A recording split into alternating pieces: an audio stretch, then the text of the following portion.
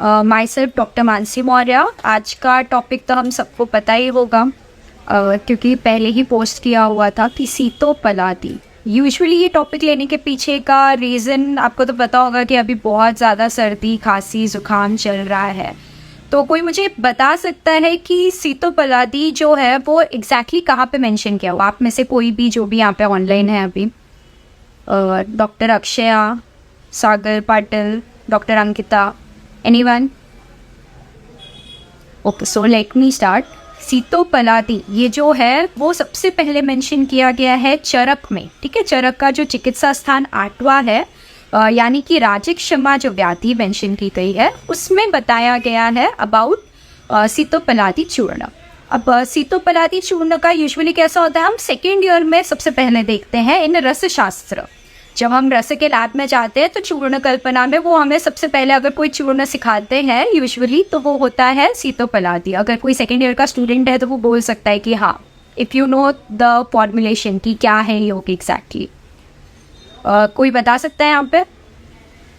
तो ठीक है, एक बहुत ही शॉर्टकट तरीका है सीतोपलादी की जो योग है उसको याद करने का। सबसे पहले मैं आपको वो बताती हूँ, फिर हम आगे इसको डिस्कस करते हुए जानेंगे। तब तक आप सबको बोल दीजिए ऑनलाइन आने के लिए, क्योंकि ये काफ़ी ही इंफॉर्मेटिव होने वाला है आपके प्रैक्टिकल पॉइंट ऑफ व्यू भी। फिर अगर जो लोग प्रैक्टिस करते हैं या करना चाहते हैं इन फर्दर आयुर्वेद तो उनके लिए भी काफ़ी ज़्यादा यूज़फुल होगा ये। तो आप फटाफट सबको ये लिंक फॉरवर्ड कर दीजिए। तो जो इंग्रेडिएंट्स हैं, इंग्रेडिएंट्स कैसे? सीतोपलादी तो यानी कि स्टार्ट ही उसका सीता से होता है। सीता यानी क्या? खड़ी शक्कर यहाँ पे। ठीक है, तो उस खड़ी शक्कर उन्होंने बोला है 16। फिर उसके बाद उन्होंने वंश लोचन लिया है, वो है 8 पार्ट। फिर उसके बाद पिपली लिया है, वो है 4।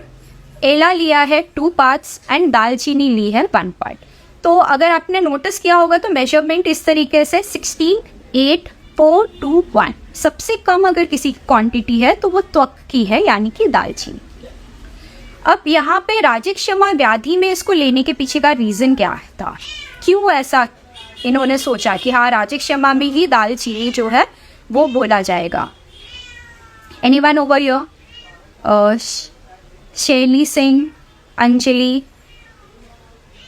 ठीक है, तो जो श्वास का यानी कि जो ब्रीदिंग डिसऑर्डर है उसके अंदर सबसे ज़्यादा अगर कुछ रोल प्ले करता है तो दैट इज़ कफ। ठीक है, तो कफ पे काम करने वाले जो ड्रग्स हैं जैसे कि पिपली हो गया, दालचीनी हो गया, वो यहाँ पे एक्ट करते हैं ऑन दिस। अभी राजिक क्षमा में दिया गया है तो यहाँ पे बहुत ही मेजर रोल प्ले करता है एला, यानी कि जो इलायची होती है आपकी छोटी इलायची, वो। उसके रिसर्च आर्टिकल्स प्रूव किए गए हैं कि माइकोबैक्टीरियम ट्यूबरक्लोसिस, यानी क्योंकि राजिक क्षमा का कंपैरिजन होता है टीबी के साथ, इसके लिए तो फाइटोकेमिकल एनालिसिस करने पे पता चला है कि एला के अंदर जो केमिकल कॉन्स्टिट्यूएंट है वो माइकोबैक्टीरियम ट्यूबरक्लोसिस पे एक्ट करते हैं उसको कम करने के लिए। तो इस तरीके से राजिक क्षमा व्याधि पे ये जो योग है वो काम करता है। सेकेंडली, हमें बहुत बार ऐसा लगता है कि हाँ रेस्पिरेटरी डिसऑर्डर है, हम फटाक से उठा के सीतोपलादी दे देते हैं। तो दे तो दिया आपने, लेकिन उसका अनुपान कोई बता सकता है कि कहाँ पे क्या अनुपान देना है? क्योंकि सीतोपलादी दिया ये तो बहुत अभी कॉमन हो गया है कि हाँ खांसी हो रही है, चलो सीतोपलादी ले लो। तो आप में से कोई बता सकता है कि उसका अनुपान क्या है? या मैं जो कह रही हूँ अगर आपको समझ में आ रहा होगा तो उस हिसाब से। तो अनुपान में यस किसी ने कहा है, नयाब शेख ने हनी कहा है। ओके यस, मत तो है उसका अनुपान, और भी है इसके अनुपान। तो हनी तो है नो डाउट, शहद तो कहा गया है, लेकिन जहाँ पे कफज व्याधि है, कफ से ही रिलेटेड चीज़ें हैं, वहाँ पे आप मध दे सकते। बट मध के अलावा और इसका अनुपान क्या है? मध के अलावा सर्पी बताया गया है इसका अनुपान, यानी कि जो गाय का घी होता है वो भी इसका अनुपान बताया गया है। फिर अनुपान के रूप में आप टंकन भी इसके साथ यूज़ कर सकते हो। फिर उसके साथ आपको गर्म पानी यूज़ करना है। ठीक है, तो इस तरीके से मधु और सर्पी ये तो अनुपान के फॉर्म में बताया गया, और विद परमिटेशन कॉम्बिनेशन आप टंकन भी यूज़ कर सकते हैं। तो सर्पी कहाँ पे बताया गया? नाउ द क्वेश्चन अराइजेस कि मैम सर्पी बोला गया ये तो हमको पता ही नहीं था। तो जो सीतोपलादी चूर्ण है उसका यूज़ श्वास यानी कि जो ब्रेथलेसनेस होती है उसमें दिया गया है। कास यानी कि जो कफिंग होती है, बहुत एक्सेस कफिंग होती है, वहाँ पे दिया गया है। क्षय यानी कि राजिक क्षमा में दिया गया है। इसके अलावा किसी को पता है कि कहाँ पे दिया गया है? इसका यूज़ और कहाँ पे कर सकते हैं हम? अमोघ, हर्षित, नीतिशा, ठीक है। तो इसके अलावा हस्तपाद दाहजीत इसके श्लोक में कहा गया है, ठीक है, चरक में। ये जो योग है वो अगेन आपको वाग्भट में भी मिलेगा, बट मैं फिलहाल चरक की इस पे से बात कर रही हूँ। तो हस्तपाद जीत यानी कि जिन लोगों के हाथ और पैर के तलवे में बहुत ज़्यादा जलन होती है, कुछ होते हैं ऐसे, बहुत बार आजोबा वगैरह आते हैं ओपीडी में और वो बोलते हैं कि हाँ मेरे हाथ पैर में बहुत ज़्यादा जलन हो रही है। तो जहाँ पे भी जलन है वहाँ पे क्या है? पित्त। तो वहाँ पे सीतोपलादी का अनुपान हो जाएगा रक्त, ठीक है। तो वहाँ आप मधु नहीं दोगे, वहाँ आप सर्पी दोगे। तो इस तरीके से फिर सीतोपलादी का यूज़ और कहाँ कहाँ पे होता है, और किसी को अगर पता है तो बता सकते हैं मुझे। प्रियंका, भाग्या या जो भी और मुझे सुन रहे हैं, एक और भी इसके जो यूजेस हैं। एक तो मैंने अभी न्यू यूज़ बताया है कि हस्तपाद दाहजीत यानी कि हाथ और पैर के तलवे में जो जलन होती है वहाँ पे आप इसे दे सकते हैं। इसके अलावा मंद अग्नि में बताया गया, यानी कि जिनकी अग्नि बहुत ज़्यादा मंद हो गई है, बिल्कुल भी, यस, यहाँ पे किसी ने बताया, डॉक्टर नमो ने मंद अग्नि कफ बताया है। मंद अग्नि में इसको दिया जा सकता है।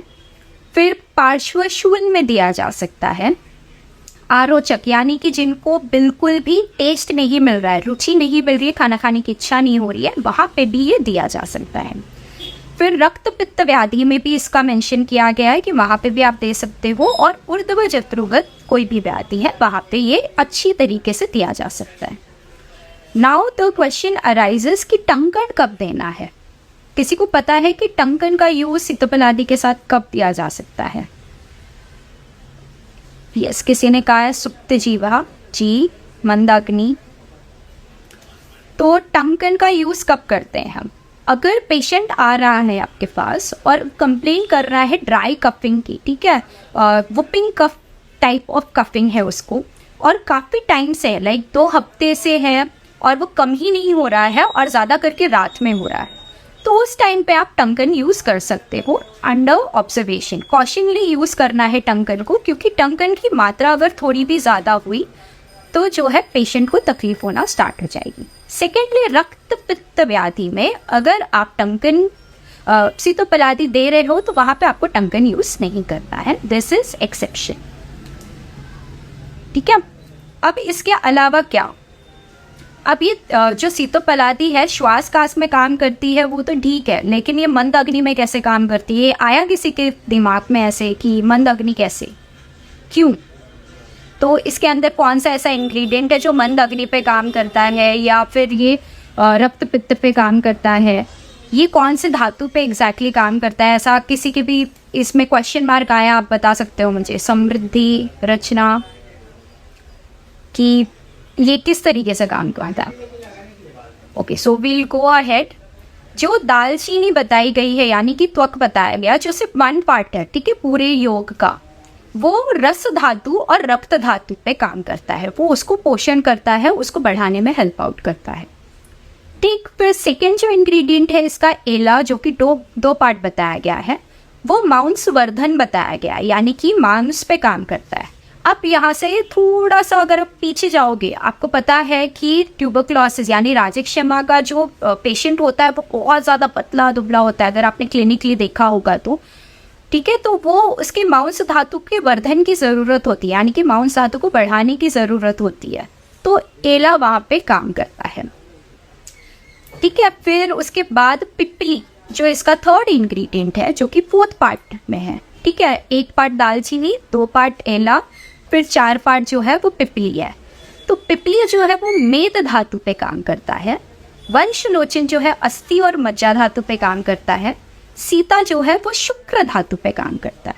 तो क्योंकि इसके अंदर दिए गए एक एक इंग्रेडिएंट जो है वो इस तरीके से काम करते हैं, इसलिए जो बाकी की व्याधियाँ बताई गई हैं, जैसे पार्श्वशूल हो गया, मंद अग्नि हो गया, आरोचक हो गया। अब अरुचि यानी कि क्या होता है, वहाँ पे आपका रस धातु विकृत होता है, दालचीनी आपका जो है वो रक्त धातु की विकृति को ठीक करता है। इस तरीके से राजक क्षमा व्याधि पे तो ये काम करता ही है, या रेस्पिरेटरी डिसऑर्डर्स पे तो काम करता ही है, बट ये बाकी के व्याधियों पे भी काम करता है, क्योंकि इसके अंदर दिए गए इंग्रेडिएंट एक एक करके उस पर काम करते हैं। Yes, pippali is used for shoolnashan. Yes, इसके अलावा मतलब मधु के साथ तो आप दे सकते हो उसको चाटन योग में, आप सर्पी के साथ भी दे सकते हो चाटन योग में, बट इसके अलावा और किस तरीके से जो है इसका यूज़ किया जा सकता है, एनी जो बता सकता है यहाँ पे? डॉक्टर अंकिता, डॉक्टर आकाश। ओके, सो अगर एलर्जिक राइनाइटिस के पेशेंट आ रहे हैं, पेशेंट कंप्लेन कर रहा है मुझे बहुत ज़्यादा छींक आ रही है, मुझे बार बार जो है बहुत ज़्यादा जल्दी ज़ुकाम हो जा रही है, और ज़ुकाम जो है रनिंग नोज़ वाली है, ठीक है, तो वहाँ पे क्या करना है, पेशेंट को कुछ नहीं, सिंपल सा एक ये देना है। ये मेरा पर्सनल एक्सपीरियंस है। पेशेंट को कहो 1 कप पानी लेने के लिए, उसको अच्छी तरीके से बॉईल करना है। बॉईल हो जाए जैसे ये वाटर, उसके अंदर आप सीतोपलादी चूर्ण डाल दो और उसे ढक दो, और फिर थोड़ी देर बाद उसे आप पी लो, छानो मत, वैसे ही ले लो, तुरंत ही पेशेंट को रिलीफ मिलना स्टार्ट हो जाता है। तो दिस इज़ हाउ मिराकल की तरह ये काम करता है इन राइनाइटिस या रनिंग नोज चीज़ को है उन्हें।